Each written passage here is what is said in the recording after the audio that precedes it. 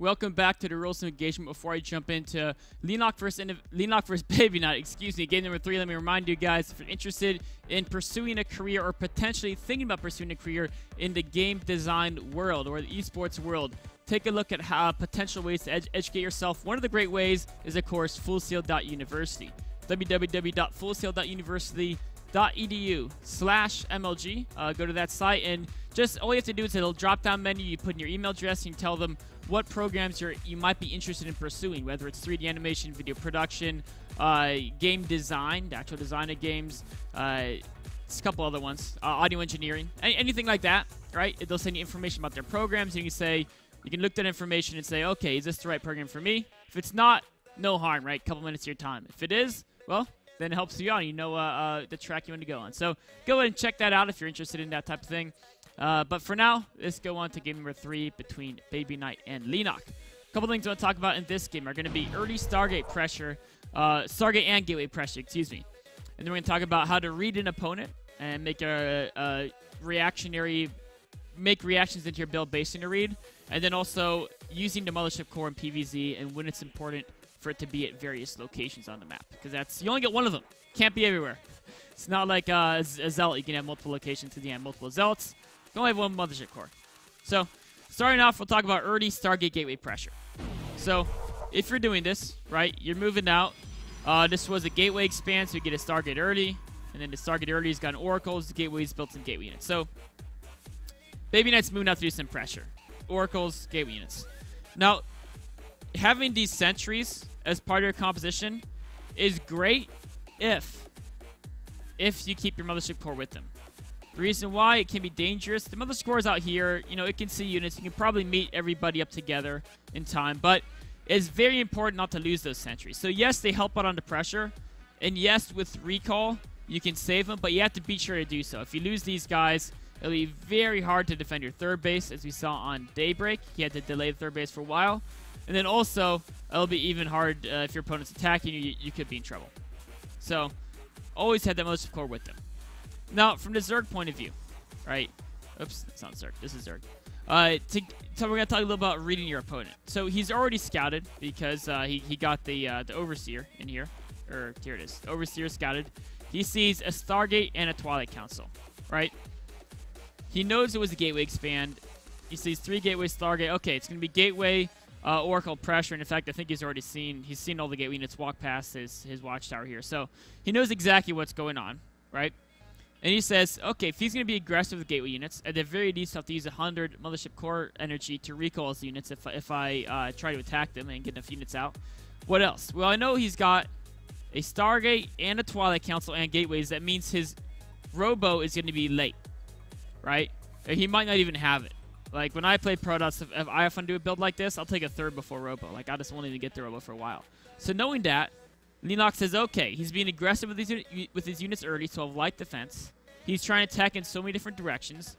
So I'm going to do a burrowed speed roach chiming to try to abuse this. And I'm going to get speed roaches because I know his defenses will be weak and I can bust him. And I can get burrow because all I have to do is snipe the one cannon if there's any back here, which there might not even be. And then all of a sudden I can pop up and down because he probably won't have a robotics facility. So that's how Leenock's basically adapting to counter BabyKnight's build. Now BabyKnight, of course, seen all this creep spread. He's gonna realize that, oh no, this is I might not want to move the sentries, and he's like, oh wait, I do want to move him in. But right about now, right, from BabyKnight's point of view, as soon as he sees all these speed lanes, he's gonna be like, okay, he has speed, I need to get out of here with the sentries. But now all of a sudden there's roaches that now have speed as well. And this is where you really want the mothership core with your army. Unfortunately, it's out harassing. And yes, the harass can be good. You know, he might kill, if there was drones coming here, he get a couple drone kills. He's already gotten 1 kill. I think that was the queen kill he's already gotten. So he's already done some good damage, and the oracles have done a little bit of damage as well. But losing these sentries or having him have to use all the energy and then they're eventually getting run down anyway because the roaches have speed is very detrimental. And then what's worse is the mothership core, right? While it was nice having it do damage on the attack, if you're not 100% sure your defense is good, you always want to keep it back. And this is tricky because most of the time his defense would have been good. Like, if you're a Protoss, how often do you run to a Zerg with the 10-minute mark is attacking with speed roaches, right? That's a very, very rare build. You almost never see it. It's very uncommon. So that's why he had that Mothership Core out in attack. He's like, you know, nothing will happen before the 11-minute mark because almost nothing ever does in PvZ. But Leenock, he based on his scouting, he's like, my opponent won't have much, so I'm going to strike him early while the iron's hot. 10-minute mark, have speed roaches, burrow all set up. I can go in there and knock him out.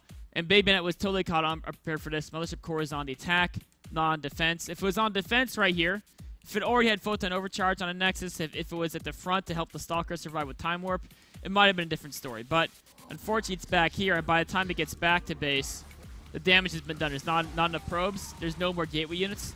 So even with Time Warp, there's not enough support for, even with Photon Overcharge, excuse me, there's not enough support for Photon Overcharge, and the Nexus does get taken down, and that's going to spell the end of the game as soon as that goes down. So this is a game where, you know, we'll pause it right there. It's pretty much over. This is a game where it was really tricky because BabyKnight did a really aggressive strategy, and he was being greedy behind it, which is almost always fine. Except that Leenock got a perfect read on his opponent via the Overlord Scout and constructed a Speed Roach timing that if he didn't do damage with that Speed Roach timing, Leenock would have been very far behind because he had no drones at his third. He was only in 45 drones. BabyKnight was probably about 50 probes, so he was behind in economy, and he had no tech. He didn't have Infestation Pit or anything like that. All he had was the Speed Roaches coming up. And in fact, he was getting Speed Hydras as well, but those aren't cost-efficient either. So those are units that are great if you have 3 base versus 2 base. They're not great 2 base versus 2 base. So he had to do damage, but he knew he could because he had a great read on his opponent. So that's what's important here.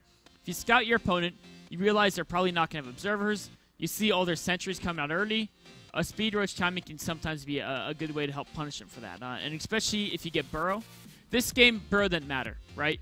But it could have been an easy situation where instead of getting the Roblox facility, BabyKnight got 3 more gateways, right? Let's say he was doing a Stargate gateway all in, like a Blink. He was doing Stargate Harass into a Mass Blink Stalker timing. That's a pretty common build. He would have been able to warp in a lot of Stalkers, and heads up, those Stalkers to Blink would have beaten the Roaches. But that's where Leenock got Burrow, because he was pretty confident that was a possibility.